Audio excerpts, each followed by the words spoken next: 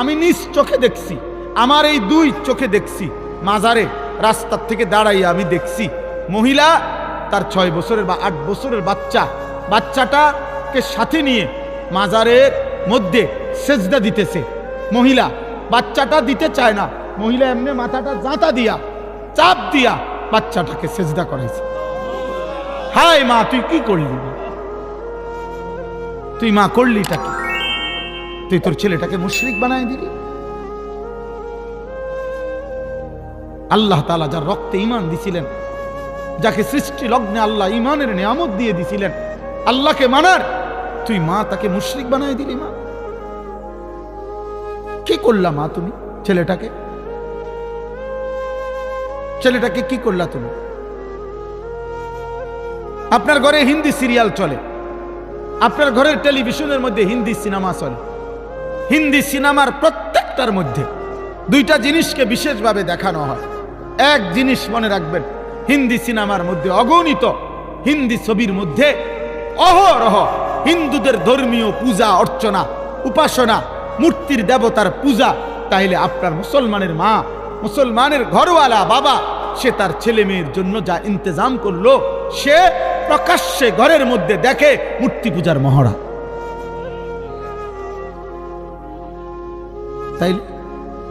তাইলে আপনি তাকে দেখাইলেন, ওই বাচ্চা বুঝ হওয়ার পর থেকে দেখলো যে সে আপনি সিগারেট খান, প্রতি মুহূর্তে আপনার মুখের সামনে দিয়ে ধোঁয়া বাইর হয়, আগুন বাইর হয়, আপনার বিড়ি সিগারেটের প্রত্যেকটার মধ্যে মুখে আপনার আগুন থাকে। তো বাচ্চা দেখে আগুন হইল আমার বাবার ধর্ম, আমার বাবার ধর্ম, আমার দাদার ধর্ম হইল আগুন, অতএব আমার প্রিয় জিনিস হওয়া উচিত আগুন। তো আগুন এটা প্রতীক, এটা তো মূর্তি পূজক, আগুন পূজারীর, এটা তো ইমানদারের প্রতীক হইতে পারে না। আপনি সন্তানকে কি শিখাইলেন? আপনি কি শিখাইলেন বলেন? তাইলে এই জন্য এটা বোঝা উচিত, পিতা মাতার খামখেয়ালি সন্তান বরবাদ করে। হাসরের ময়দানে ওই মা বাপ, ওই অভিভাবক, যাদের কারণে তাদের অনুসারীরা, অনুগতরা, সন্তানরা জাহান্নামী হবে, খোদার কসম, তারা যে যার কারণে জাহান্নামী হইছে, যাকে দেখে, যাকে অনুসরণ করে, আল্লাহর কসম, সে তাকে ডাক দিবে, আল্লাহকে বলবে, আল্লাহ আমার আব্বারে দেখতে চাই, আমার ওই নেতাটারে আমার একটু দরকার, আমার ওই দোস্ত তারে আমার একটু দরকার, আমার মাকে আমার একটু দরকার। তুমি সুদের টাকা নিয়ে ছেলে মানুষ করছেন কেন? আপনি বুঝের ছেলে বুঝে না? বর্তমান সময়টা তো এমন, এখন আরো বেশি। 4 বছরের বাচ্চা যা বুঝে, আগের দিনে 40 বছরের ব্যাড হইতো এত বুঝতো না মিয়া। 5 বছরের বাচ্চা পৃথিবী এখন যা বুঝে, 50 বছরের বুড়া বিয়াও দুনিয়া এত বুঝে না, দুনিয়া এত বুঝে না। অতএব আমাদের এই সচেতনতা ভীষণ দরকার। আপনারা গ্রামের মানুষ বলে, আপনারা গ্রামের মানুষ এই সমস্ত নয়সয় কথা বলে খামখেয়ালি করেন না। আমি অনুরোধ করছি, এই বাপ, গ্রামে থাকেন আর শহরে থাকেন, সম্পদ কম থাকুক আর না থাকুক, অভাবে থাকেন আর প্রাচুর্যে থাকেন, মৃত্যু আসবেই, কবরে যেতে হবেই, আখেরাতে মুখোমুখি আল্লাহর হতে হবেই, আল্লাহর মুখোমুখি হতে হবেই, মালাকুল মউত আমাদেরকে নিয়ে যাবেই। এই আমি আপনাদের সামনে কোরআনুল কারীমের যে আয়াতগুলো পড়ছি, এই আয়াতগুলো আমি একটু ব্যাখ্যা পরে করতেছি, আগে তর্জমাটা শুধু শুনেন, তাইলে আপনি বুঝবেন। শুধু অনুবাদটা শুনেন আল্লাহ কি বলেন। আমি এখানে 21 নম্বর পারা কোরআনুল কারীমের 32 নম্বর সূরা, এই সূরাটার নাম সূরায়ে সাজদা। এই যে আমরা যে সেজদা দেই, বুঝেন নাই? এই সূরার নামই সেজদা। এই সূরার 4টা আয়াত, 11, 12, 13, 14, এই 4টি আয়াত পড়ছি এই মাত্র শুরুতে। আগে 4টা আয়াতের তর্জমা শুনেন। এই 4টা আয়াতে আল্লাহ তাআলা কি বলতেছেন শুনতেছেন আপনারা সবাই? দোস্ত, বুট খাইও না, মাঝখান দিয়ে কেউ বুট বাদাম খাইও না। আমি অনুরোধ করছি, চলে গেলে আমি বললাম কোনো অসুবিধা নেই, তুমি চলে যাও, যার অসুবিধা হয় চলে গেলে আমার কোনো আপত্তি নেই, কিন্তু শুনলে, বসলে, মনোযোগ দিয়ে শুনলে ভালো। আমি দোস্ত অনুরোধ করলাম, মনোযোগ হইলে ফায়দা হয়, ফায়দা হয়। বক্তার পর বক্তা আনলাম, 3 জন বক্তা, 6 জন বক্তাও, একজন উঠলো আরেকজন নামলো, কেউ হুঙ্কার দিল, কেউ ঝঙ্কার দিল, কেউ টান দিল, কেউ সুর দিল, কারো হাসি দিলে ভাল লাগে, কেউ কানলে ভাল লাগে, কেউ চিৎকার দিলে ভাল লাগে, কেউ উড়ে লাইলে ভাল লাগে। এই সমস্ত দিয়ে হবে না আব্বা, এর কোনো ফায়দা নাই, কোনো ফায়দা নাই। এটা কোনো বিষয় না বাবা, বিষয় হলো আমি উপলব্ধি, আত্ম উপলব্ধি। আহা, আমি কে, আমি কি করছি, আমি কোত্থেকে আসলাম, আমার কি করা উচিত, আমি যাব কোথায়, প্রতিনিয়ত মানুষগুলো কই যাচ্ছে, আমার বাবা কই গেলেন, আমার দাদা কই গেলেন, আমার চাচা মামা ফুফা খালুরা কই গেলেন, কই গেলেন। আমার জ্যাঠারে আমি 1 সপ্তাহ আগে দেখা গেছি, 1 সপ্তাহ পরে দেখছি জ্যাঠা নাই। জ্যাঠার জানাজা আমি পড়াইছি, জানাজার আগে আমি জ্যাঠার কবরের দিকে তাকাইছি, কবর তখন খালি, কবরে তখনও রাখে নাই আমার জ্যাঠাকে। আমি আমার বাড়ির কবর তো কবরের দিকে তাকায় দেখা কিছুক্ষণ তাকায় থাকছি, আর আমি মনে হয় যেন শুনতেছি যে কবর আমারে বলে, আনিস, আমার থেকে কয়টা মাটি আমি তোমার জ্যাঠারে বানাইতে দিছিলাম, আজ আমার মাটি আমি নিয়ে নিলাম।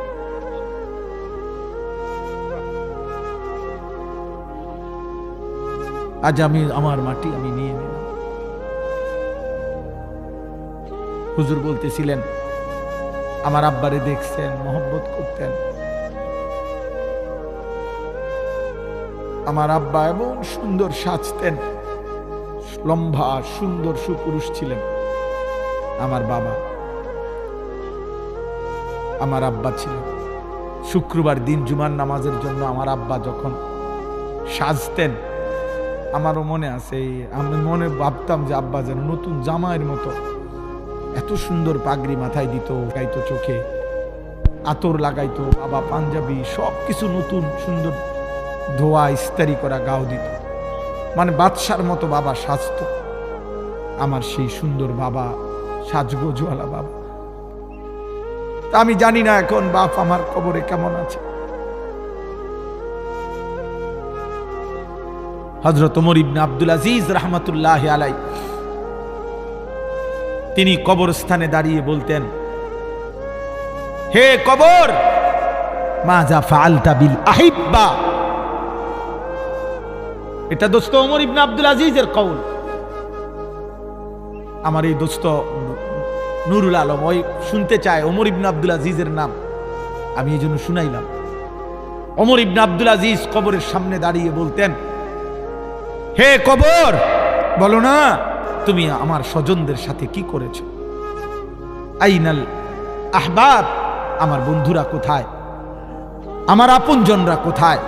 আইনাল আসদিকা, আমার বন্ধুরা কোথায়? আইনাল জুল্লাস, আমি যাদের সাথে বসতাম তারা কোথায়? আইনাস সাম্মার, আমি যাদের সাথে রাত জেগে গল্প করতাম আমার সেই আপনজনরা কোথায়? তিনি আবার কানতে কানতে বলতেন যে, হে দুনিয়াবাসী শোনো, কবর আমারে বলতেছে, ওমর ইবনে আব্দুল আজিজ, তোর চাচা মামা ফুফা, তোর স্বজন, তোর বন্ধুদেরকে আমি মাটি একটা একটা করে অঙ্গ, হাত পাও চোখ নাক কান খুলে খুলে ফেলছি, আমার মাটি আমার সাথে আমি মিশাই ফেলছি।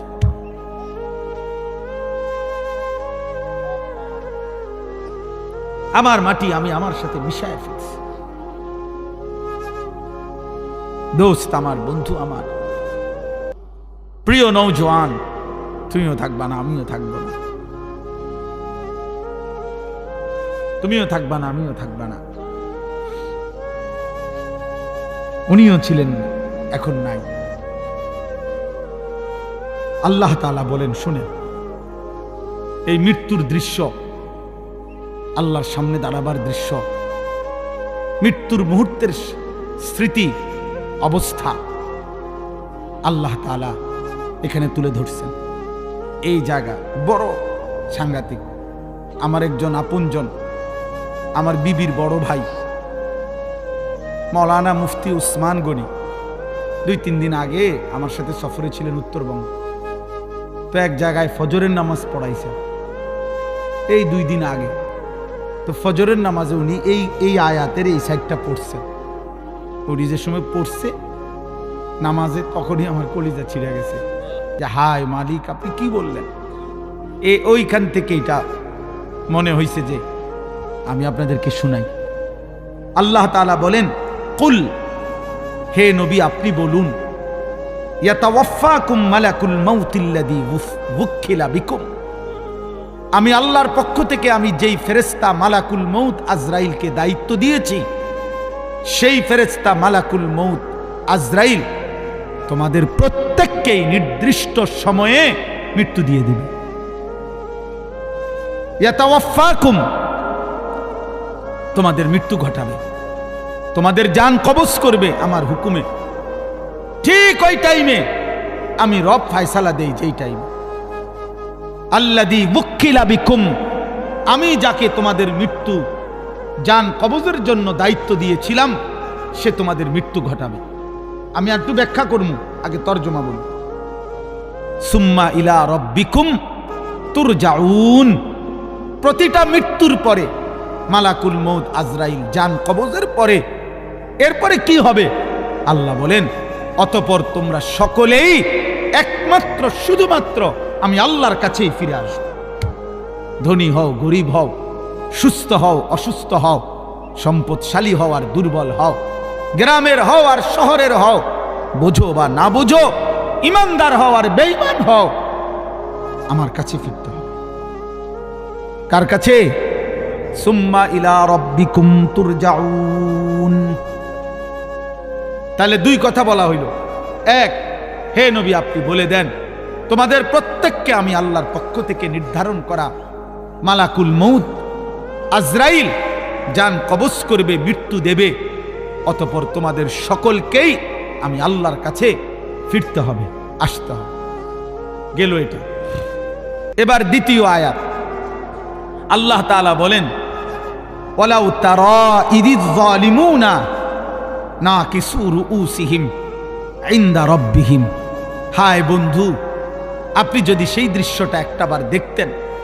আল্লাহ মহব্বত করে নবীকে বলতেছেন, বন্ধু আপনি যদি ওই দৃশ্য দেখতেন, ওয়ালাউ তারা, যদি আপনি দেখতেন, ইযিল মুজরিমুনা, সমস্ত পাপী নাফরমান কাফের মুশরিক মুনাফিক বেঈমান অবাধ্য আল্লাহর দুশমন, আল্লাহর এক এক হুকুমের লঙ্ঘনকারী, নামাজ নাই, বন্দিগি নাই, ঈমান নাই, সেজদা নাই, গোলামি নাই, হালাল হারামের পার্থক্য নাই, চুরি ডাকাতি জিনা ব্যভিচার মদ জুয়া বেপরদিগি বেহায়াপনায় জীবন শেষ করছে যারা, আল্লাহ বলেন আপনি যদি এমন একটা একটা পাপীকে আপনি যদি দেখতেন, না কিসুর উসিহিম ইনদা রাব্বিহিম, প্রত্যেকেই কিভাবে আমি আল্লাহর সামনে নিজেদের মাথা নুয়ে মাথাটা নিচের দিকে দিয়ে দাঁড়িয়ে আছে।